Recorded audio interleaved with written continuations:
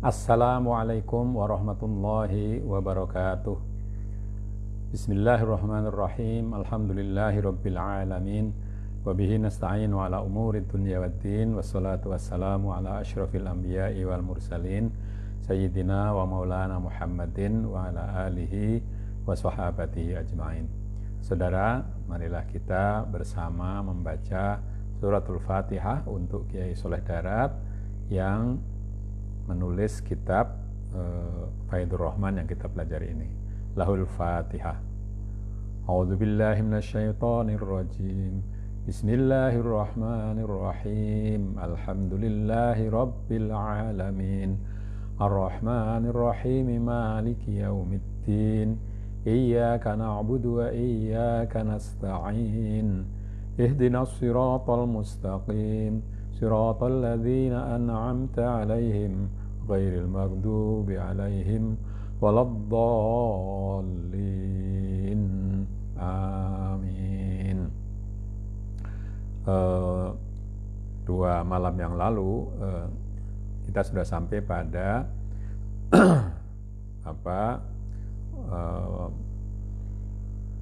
diskusi atau perdebatan antara orang Yahudi Nasrani dengan orang mukmin, dan lalu jawaban yang diberikan oleh Allah Subhanahu wa taala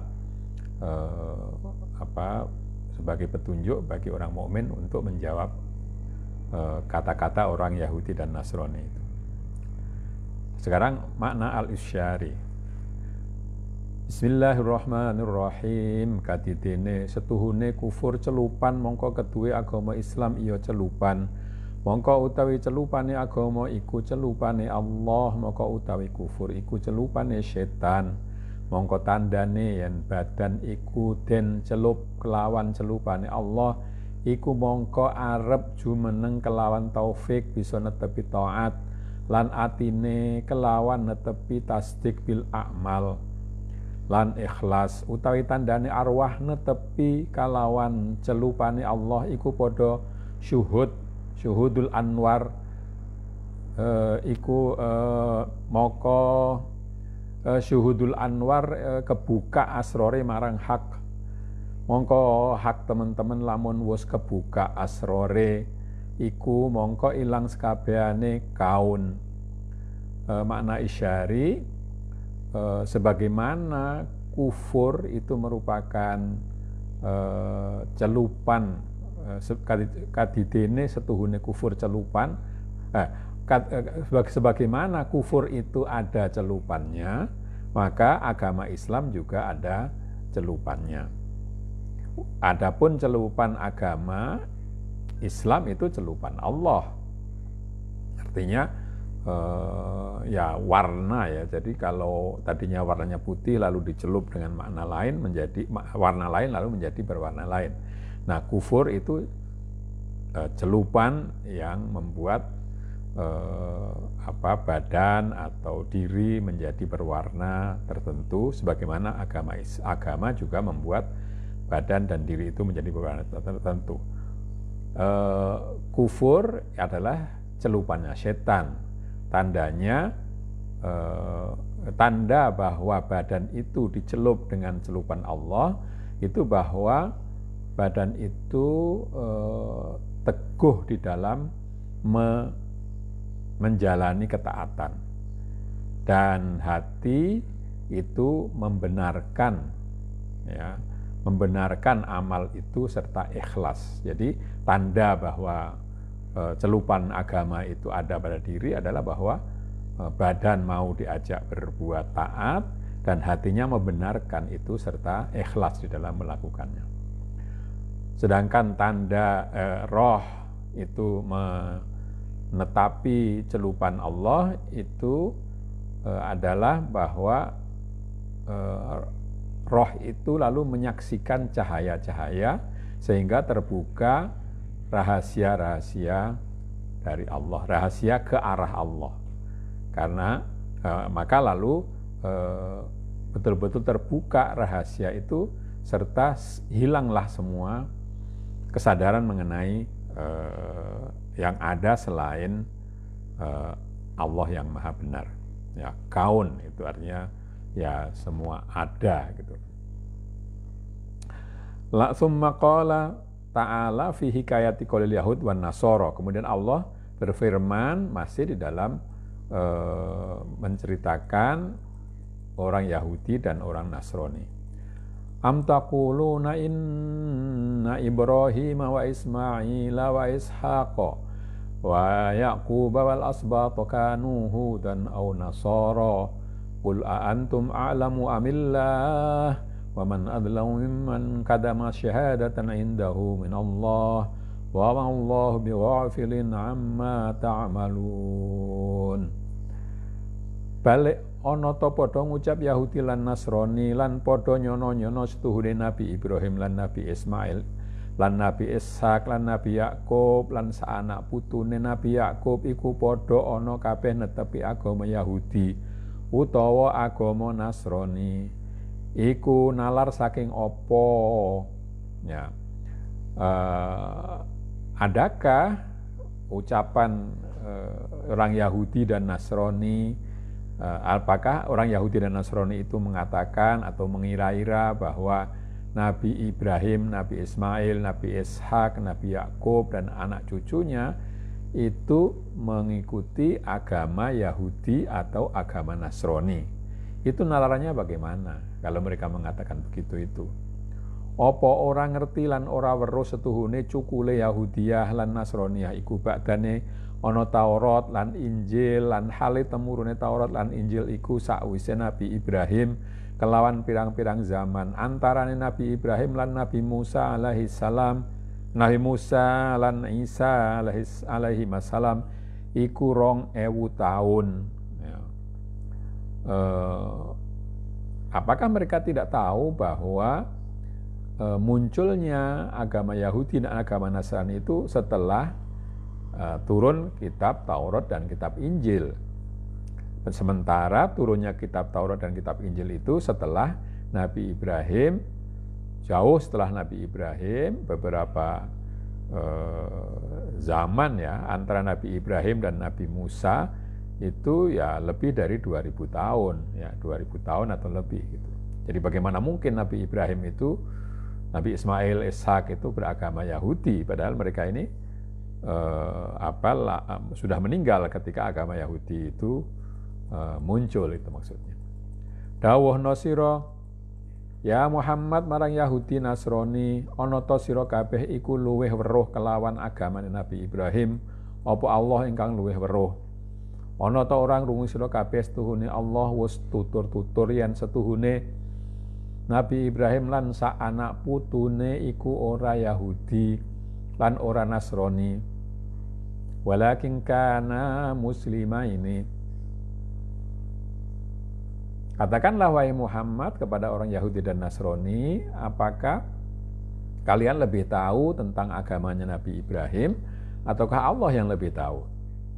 Bukankah kalian atau tidakkah kalian mendengar bahwa Allah telah menyampaikan sesungguhnya Nabi Ibrahim dan seanak cucunya itu bukan Yahudi, bukan pula Nasrani, namun keduanya itu adalah Muslim. Lan ora ana wong suwiji iku luweh zalim tinimbang wong kang wis ngumpetaken ing manungsa kabeh pangandikane Allah Subhanahu wa taala ing dalam Taurat yen setuhune Nabi Ibrahim iku agamane Hanifa, tegese agama ingkang perintah sunat lan perintah umroh ing hale kelawan musliman. Artine miturut pasrah ora mbangkang apa perintah syariat, mongko mengkono ikulah maknane Hanifa.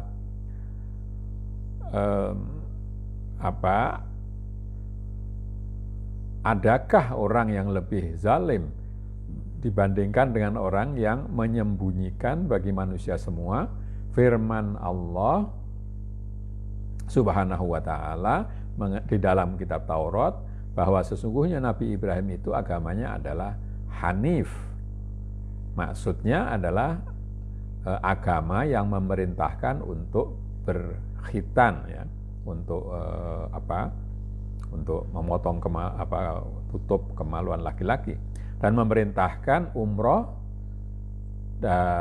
dalam keadaan pasrah, maksudnya turut mengikuti dan pasrah, tidak membangkang terhadap perintah syariat. Itulah makna dari Hanif, itulah agamanya Nabi Ibrahim. Lan ora ana Allah iku kok kelalen saking barang kang wis padha nglakoni sira kabeh ya Yahudi lan Nasrani. Allah sama sekali tidak lupa terhadap apa yang kalian kerjakan wahai orang Yahudi dan orang Nasrani. Utawi mangkono-mangkono kaum Yahudi Nasrani lan saanak putune iku umat ingkang wis kelakon dihin kaduwe iku umat apa barang kang den lakoni lan kaduwe sira kaum barang kang sira lakoni lan ora den takoni sira kabeh saking amale kaum kang dihin-dihin. Demikian itulah kaum Yahudi dan Nasrani serta anak cucu dari umat itu yang telah lewat, ya. Bagi mereka, bagi umat itu adalah apa yang telah mereka lakukan, dan bagi kalian apa yang kalian lakukan juga. Kalian tidak ditanyai atau tidak bertanggung jawab terhadap apa yang telah dilakukan oleh orang-orang terdahulu.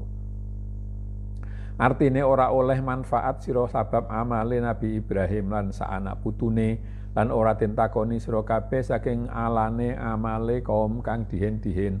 Mongko ngamale menungso iku manfaat utawa madharat iku tumiba marang awake dhewe-dhewe, ora saking amale wong liya ora. Artinya kalian tidak akan mendapatkan manfaat dari amalnya Nabi Ibrahim serta anak cucunya, dan kalian tidak akan ditanyai mengenai keburukan perbuatan orang yang telah lalu.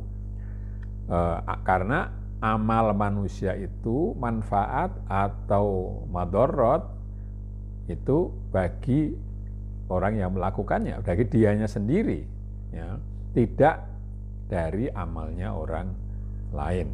Ya, ini jadi menyatakan bahwa Nabi Ibrahim, Nabi Ishak dan seterusnya itu beragama Yahudi atau Nasrani, itu tidak ada manfaatnya juga bagi orang yang sekarang sebetulnya. Karena bagi mereka itu amal mereka dan bagi kita amal kita sendiri. Makna al-isyari. Setuhune nafsu lan setan iku nduweni reka-reka lan angen-angen yang setuhune Nabi Ibrahim roh iku milu agama Yahudi Nasrani, tegese demen lan condong suwiji saking donya lan paes-paese donya.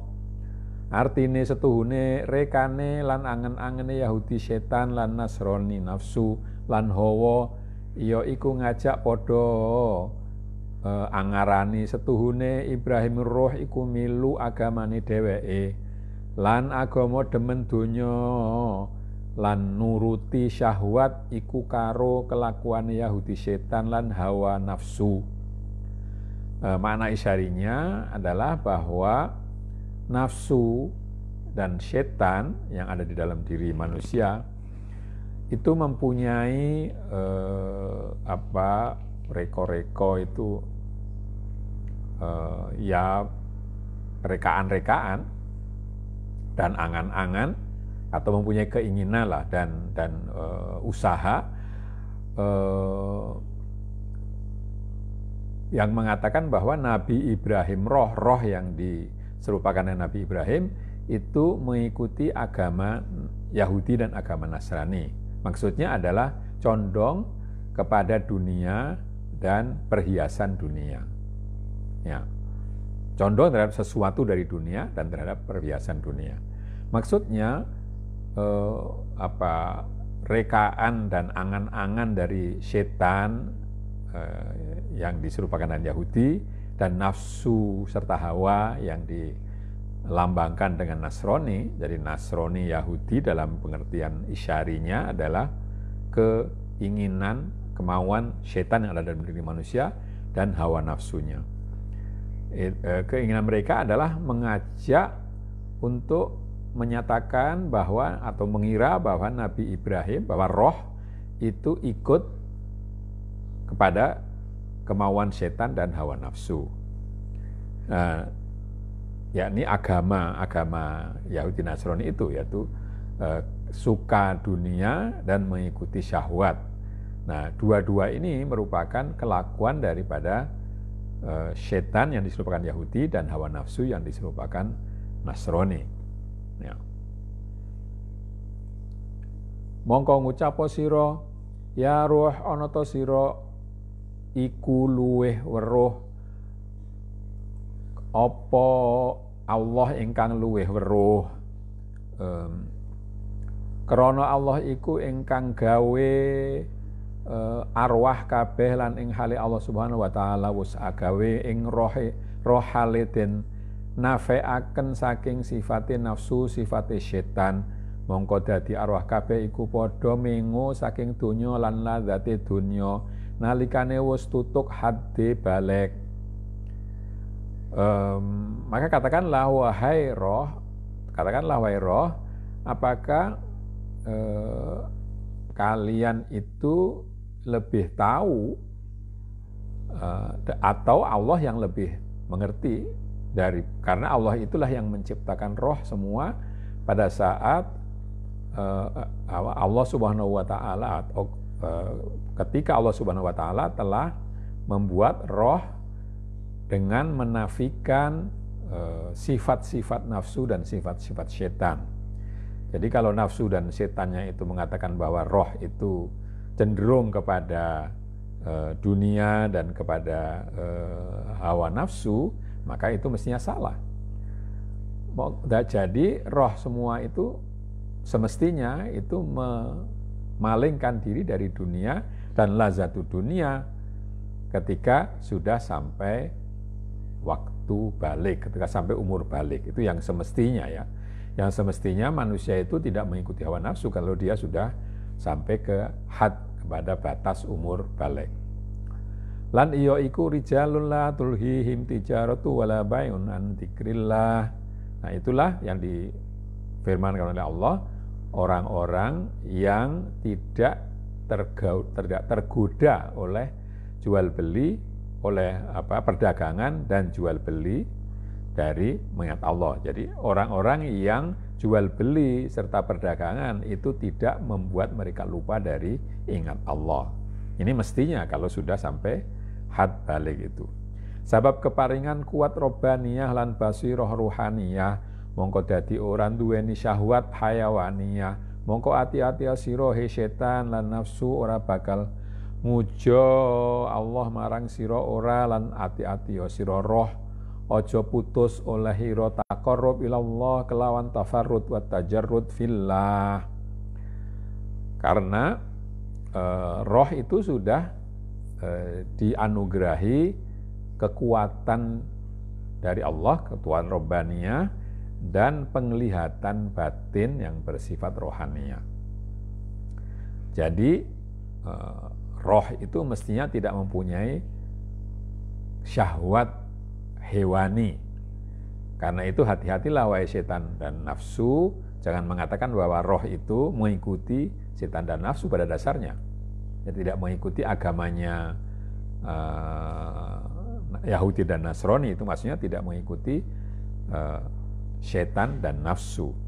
Dan tidak bakal Allah itu menurutkan saja pada kemauanmu, kepada kemauan setan dan nafsu. Maka hati-hatilah wahai roh, jangan sampai kamu putus mendekatkan diri kepada Allah dengan menyendiri, tafarrud itu memutus hubungan dengan yang lain-lain, watajarrud ya ini memusatkan perhatian kepada Allah. Wa qaluhu tilka ummatun qad khalat al-ayah, setuhune roh lan sak kancane iku temen-temen wus tinggal ing desane jasmaniyah ngliwati bahrul malakut, mongko padha nemu arwah kabeh ing barang kang den suprih lan padha bejo kelawan tinemu barang kang wis den lakoni lan tetep ing ngatasé sira nafsu lan setan lan sak kancanira nemu barang kang wis sira lakoni saking pira-pira maksiat lan udwan lan ora den takoni saben-saben firqah saking amale wanehe balik bejo cilaka iya ngamali dhewe. Ya, ayat yang tilka umat atau firman tilka ummatun qad khalat sampai akhirnya itulah umat yang sudah lewat dan seterusnya. Roh dan kawan-kawannya itu betul-betul telah meninggalkan kampung jasmania melewati lautan malakut. Ya.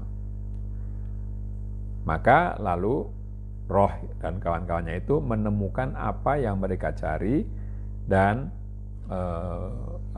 mendapat keberuntungan dengan menemukan barang yang sudah dilakukan serta dilakukan. Sebaliknya atas nafsu dan syaitan serta kawan-kawannya juga apa yang ditemukan, yakni beberapa maksiat dan perlawanan kepada Allah serta serta kalian tidak ditanya. Jadi roh tidak ditanyai mengenai apa yang dilakukan oleh nafsu dan setan dan nafsu juga tidak ditanyai mengenai apa yang dilakukan oleh roh. Sebaliknya bahagia atau celaka itu karena amal masing-masing. Ini mungkin saya jelaskan sedikit bahwa di dalam diri kita ada kecenderungan untuk menjadi baik dan ada kecenderungan untuk menjadi buruk. Di dalam kisah penciptaan manusia itu kan ketika sudah sampai ke 4 bulan Allah meniupkan roh. Nah, oleh para sufi atau filosof itu digambarkan bahwa sebetulnya roh itu sifatnya suci, sifatnya baik, sedangkan tubuh fisik itu sifatnya sebaliknya, ya malas, berat, ingin menikmati kenikmatan badaniah dan seterusnya. Nah, mestinya roh itulah yang memimpin fisik. Dalam hal ini digambarkan dengan setan dan nafsu, bukan sebaliknya. Ya, bukan sebaliknya. Mestinya roh memimpin nafsu, bukan nafsu memimpin roh. Ya, nanti kalau demikian maka menjadi jalannya itu menjadi salah. Yang mestinya memimpin menjadi dipimpin itu salah. Jadi yang ditekankan di sini tilka ummatun qad khalat laha ma kasabat wa 'alaiha wa lakum ma kasabtum, maksudnya adalah kalau kalian mengembangkan kebaikan roh, maka apa yang buruk pada nafsu itu tidak akan berpengaruh. Ya. Tetapi kalau sebaliknya ya lalu menjadi roh itu menjadi mendapatkan siksa karena mengikuti jasmani, mengikuti syahwat, mengikuti kemauan badania. Lantat kalane nyelo-nyelo wong Yahudi ing dalem ngaliye lantat kalane nyelo-nyelo wong Yahudi ing dalem ngali kiblat marang Ka'bah sakwuse madhep marang Baitul Muqaddas. Wakila musyrik Makkah padha ngucap wis bingung Muhammad bali ngadhep anggone zahire mengko sedelo metu bali marang agamaku. Wakila ing dalem munafikin nalikane padha istihza kelawan Islam. Wakila umum ing dalem jami'il kuffar wal musyrikin wal munafikin. Mongko sarehne mangkono mongko temurun iki ayat faqala ta'ala.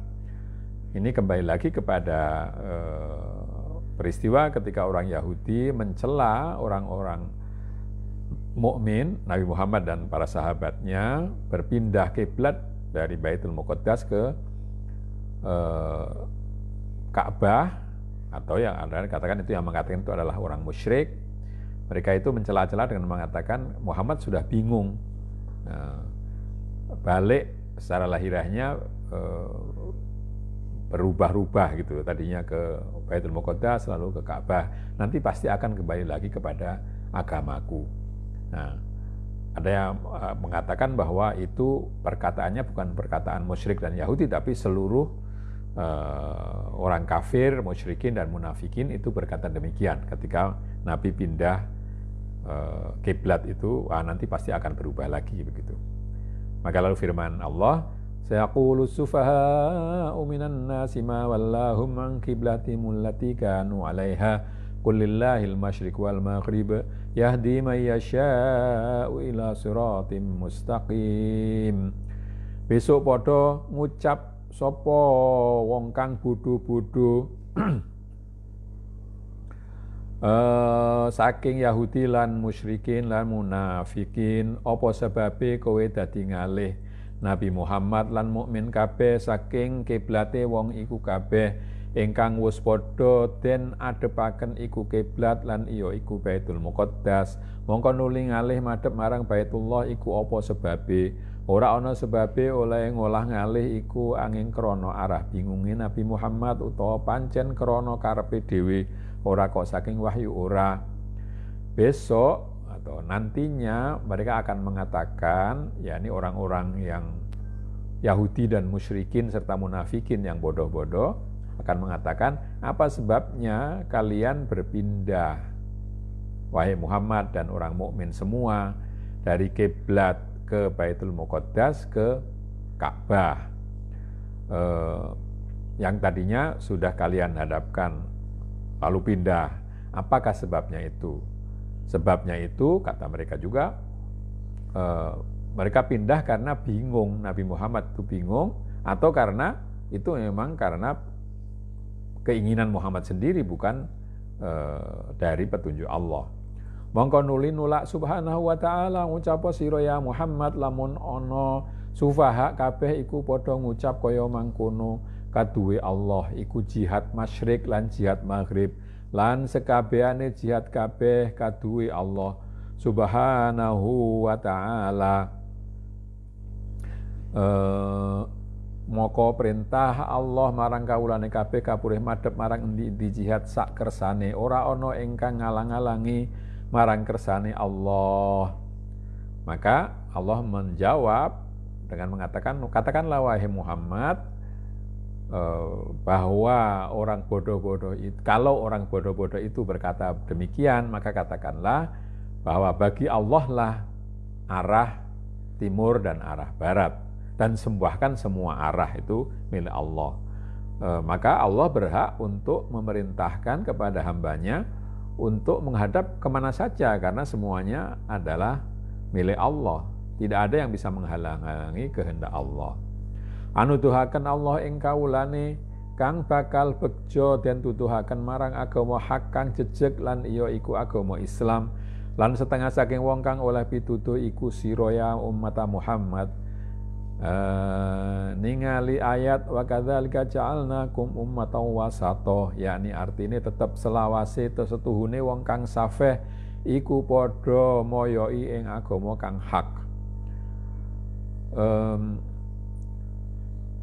Allah memberi petunjuk kepada hambanya yang akan mendapatkan kebahagiaan, ditunjukkan ke arah agama yang benar, yang tegak, yaitu agama Islam.